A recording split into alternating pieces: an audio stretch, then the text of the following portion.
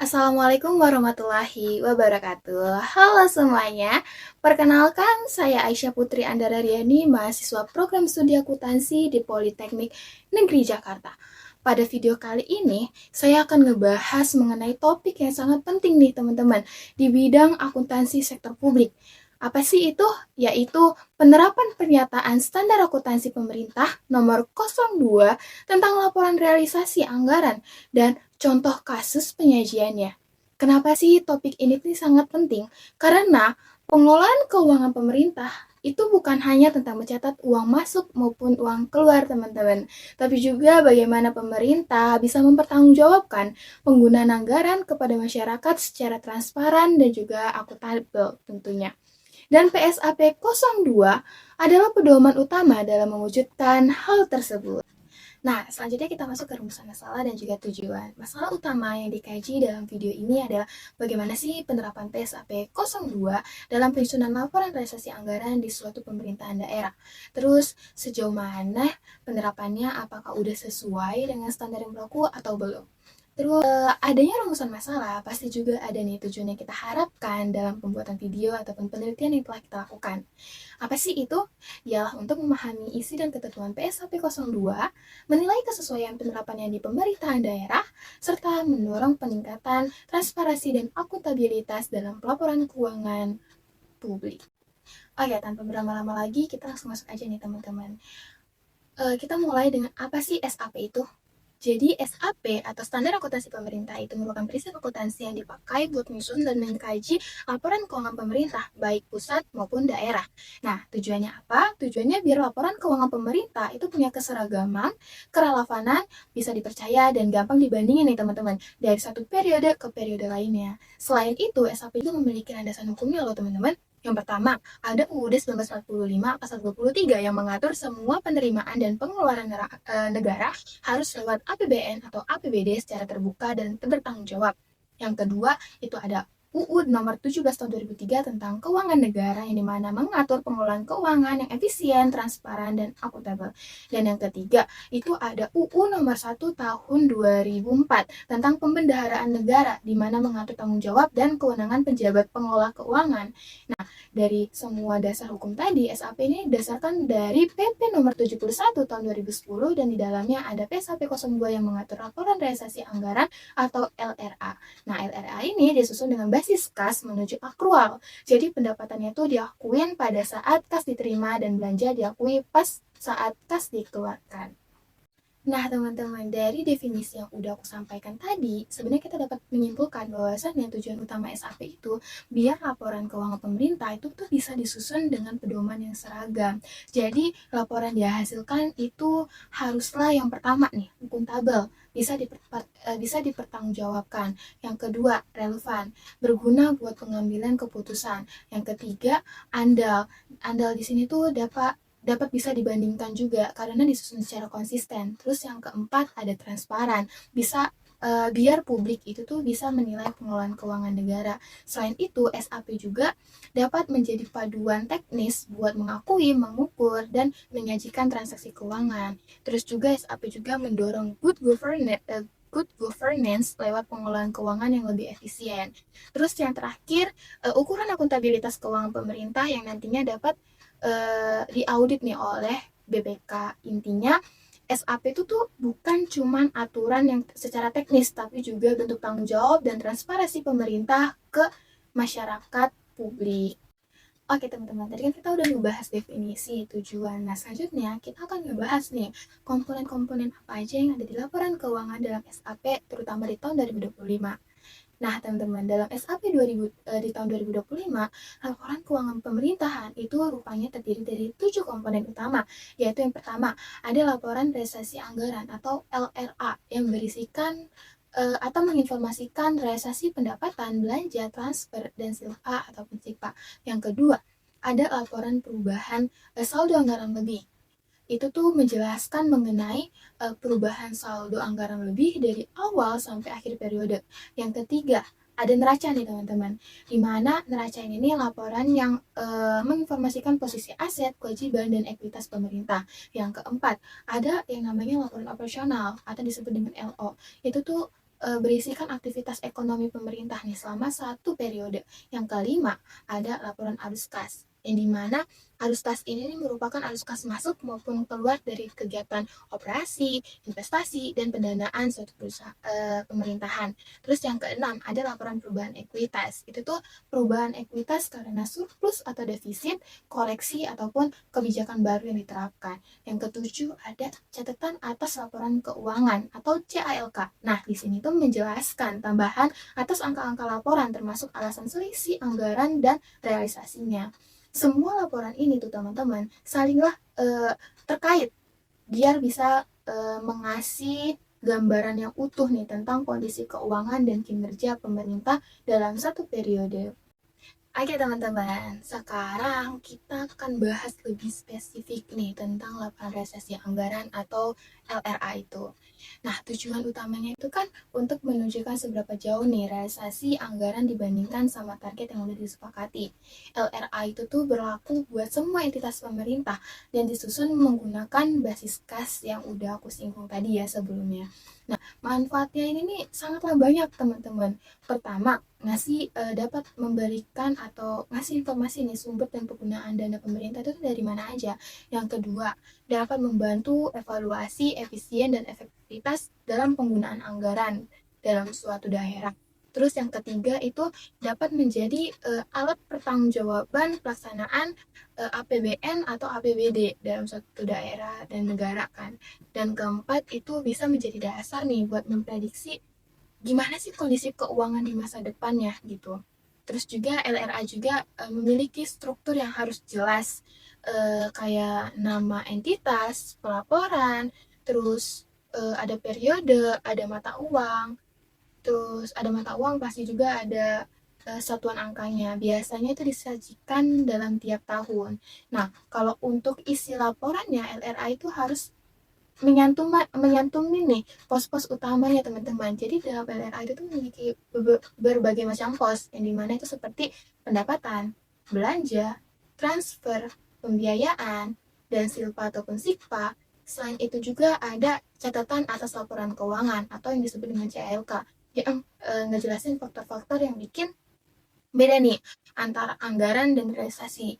Jadi dapat disimpulin secara keseluruhan itu LRA itu bukan cuman bentuk pertanggungjawaban pemerintah nih teman-teman, tapi LRA itu tuh juga dapat sebagai alat penting buat mengevaluasi dan meningkatkan transparansi keuangan suatu negara.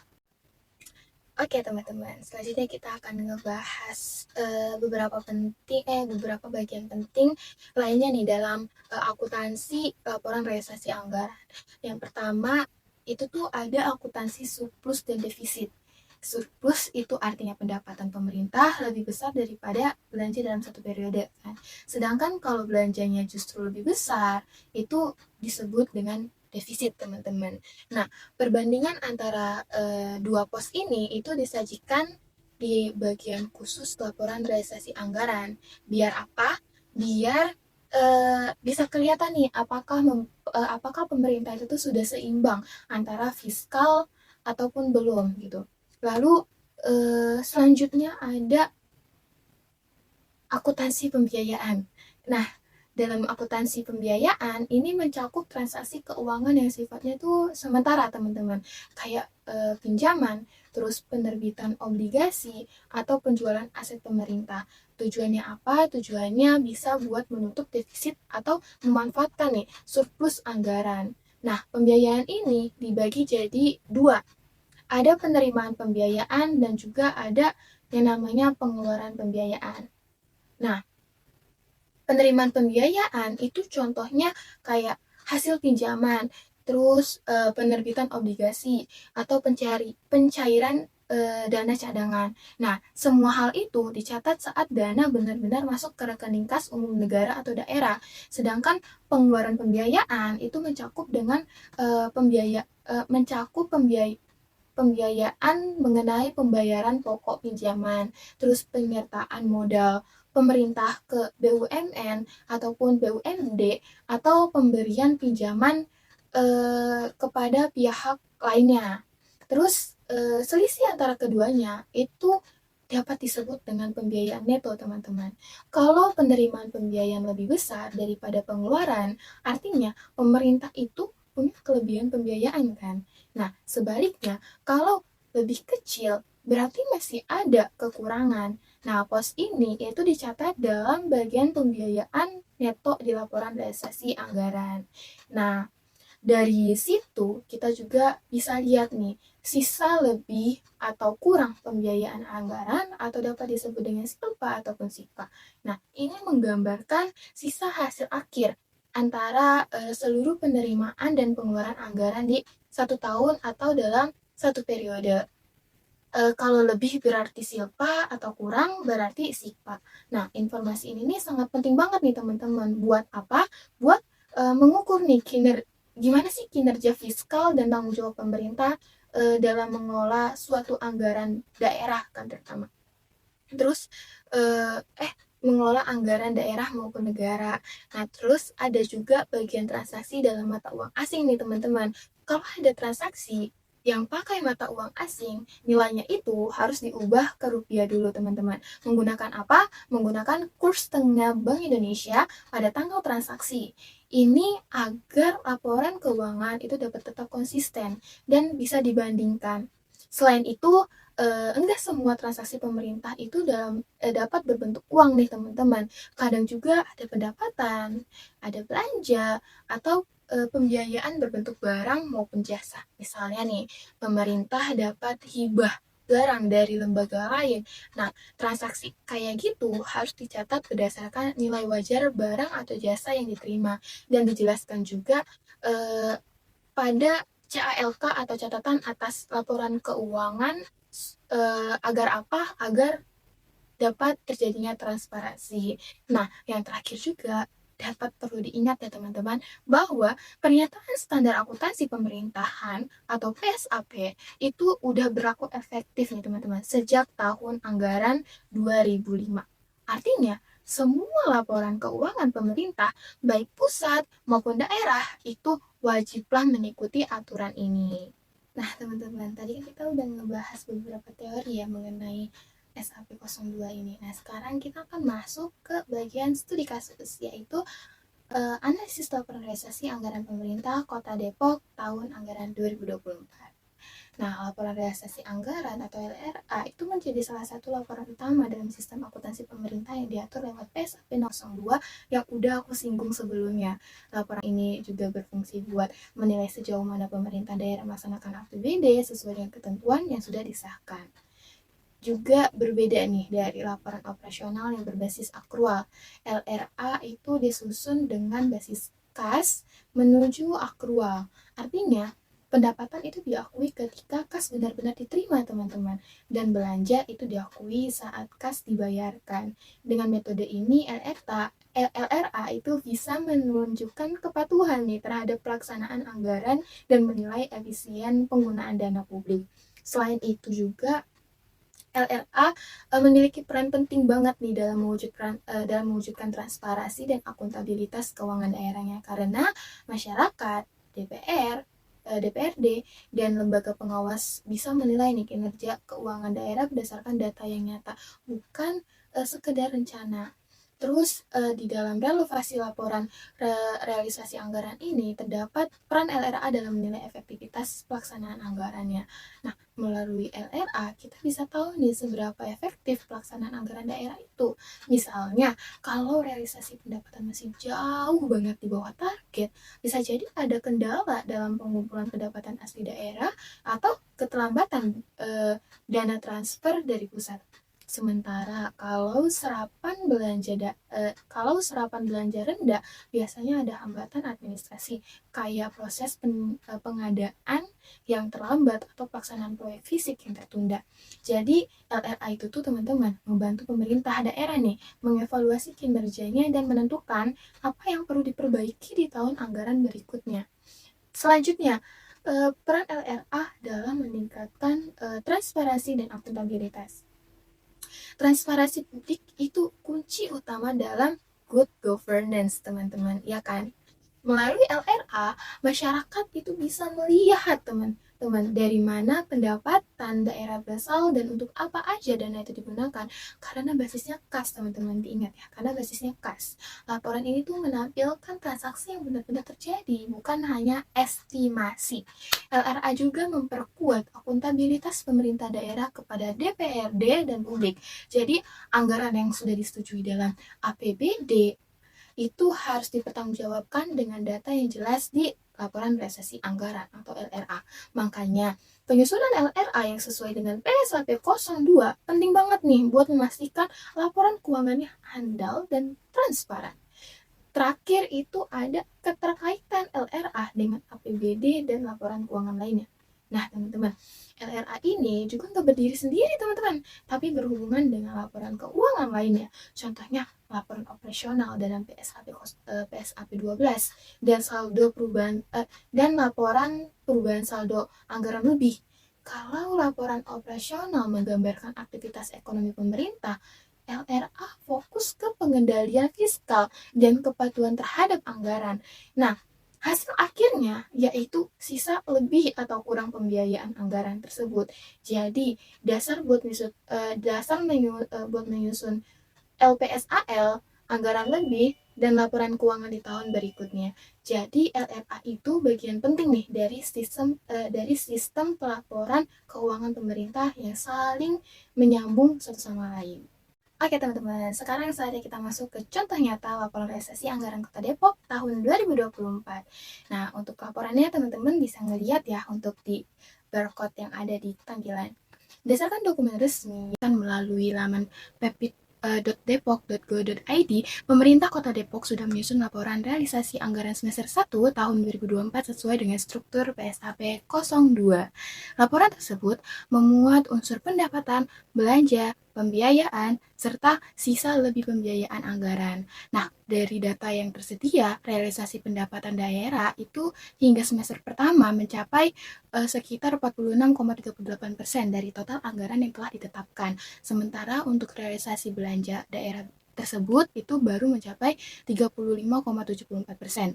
Nah, meskipun persentase ini masih di bawah 50%, teman-teman, hal tersebut itu dianggap wajar. Karena apa? Karena biasanya sebagian besar proyek pembangunan dan kegiatan operasional itu baru terrealisasikan di semester kedua tahun anggaran berjalan. Artinya, pola penyerapan ini menunjukkan ritme pelaksanaan anggaran yang relatif normal nih di pemerintahan daerah, teman-teman. Oke, untuk struktur laporan realisasi anggaran Kota Depok tahun 2024 itu sudah sesuai dengan ketentuan dalam PSAP 02. Semua komponen utama disajikan secara jelas, mulai dari pendapatan, belanja, surplus ataupun defisit, pembiayaan hingga silpa. Nah, basis pencatatan yang digunakan juga sudah khas menuju akrual nih teman-teman. Artinya, pengakuan pendapatan dan belanja itu telah diakui atau dilakukan pada saat kas benar-benar diterima atau dibayarkan. Selain itu, laporan juga menampilkan perbandingan antara anggaran dan realisasi secara rinci.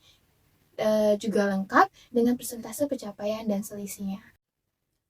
Nah, supaya analisis kita semakin kuat nih teman-teman, kita juga bisa melihat hasil pemeriksaan dari Badan Pemeriksaan Keuangan Republik Indonesia atau BPK perwakilan Provinsi Jawa Barat nih. Dalam laporan hasil pemeriksaannya, BPK telah memberikan opini wajar tanpa pengecualian atau WTP atas laporan keuangan pemerintah Kota Depok tahun anggaran di 2024. Artinya apa teman-teman?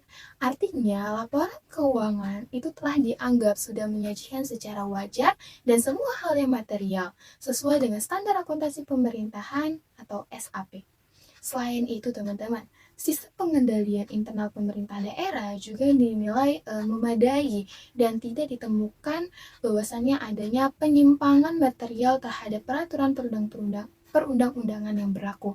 BPK juga menyebutkan bahwa bukti pemeriksaan yang diperoleh itu sudah cukup dan tepat untuk menjadikan dasar pemberian opini tersebut. Dengan kata lain, opini wajar tanpa pengecualian ini menjadi bukti bahwa pengelolaan keuangan pemerintah Kota Depok itu berjalan dengan baik, transparan, dan sesuai dengan prinsip akuntabilitas publik.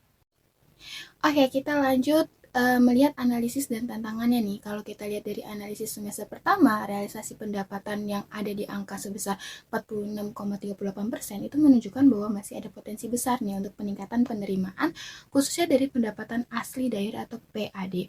Nah, sementara rendahnya serapan belanja sebesar 35,74% bisa disebabkan oleh beberapa faktor nih teman-teman. Misalnya, adanya keterlambatan proses administrasi, perencanaan proyek yang belum matang, atau realisasi belanja modal yang baru akan dilakukan di semester kedua. Selain itu, ada tantangan umum yang dihadapi pemerintah daerah dalam penerapan PSAP 02 itu juga masih sama, seperti keterbatasan SDM yang memahami sistem akrual, keterlambatan pelaporan dari masing-masing perangkat daerah, dan integrasi sistem informasi keuangan yang sangatlah belum sepenuhnya optimal, teman-teman. Nah, teman-teman, sekarang kita udah ada di tahap akhir nih, yaitu kesimpulan. Dapat ditarik kesimpulan dalam pembahasan ini bahwasannya laporan realisasi anggaran Kota Depok di tahun anggaran 2024 sudah disusun sesuai dengan pernyataan standar akuntansi pemerintah nomor 02. Nah, laporan ini itu nggak hanya menjadi alat pertanggungjawaban keuangan aja, teman-teman, tetapi juga berfungsi sebagai instrumen untuk menilai efektivitas, efisien, serta kepatuhan pelaksanaan anggaran terhadap rencana yang telah ditetapkan. Nah, dengan pencapaian pendapatan di angka 46,38% dan belanja sebesar 35,74% di semester pertama, serta opini wajar tanpa pengecualian dari BPK, dapat disimpulkan bahwa pengelolaan keuangan pemerintah Kota Depok itu berjalan cukup baik dan transparan, teman-teman. Nah, kedepannya pemerintah daerah perlu terus memperkuat nih sistem pengendalian dengan mempercepat realisasi belanja dan meningkatkan kapasitas aparatur agar pengelolaan keuangan dapat semakin efektif, efisien, dan akuntabel. Itu dia pembahasan kita tentang laporan realisasi anggaran terutama pada Kota Depok tahun anggaran 2024. Semoga penjelasan yang telah saya sampaikan ini bisa membantu kita semua untuk memahami pentingnya laporan realisasi anggaran dalam mewujudkan transparansi dan akuntabilitas keuangan daerah. Terima kasih yang sudah menonton. Wassalamualaikum warahmatullahi wabarakatuh. Sampai jumpa di pembahasan berikutnya. Bye-bye teman-teman.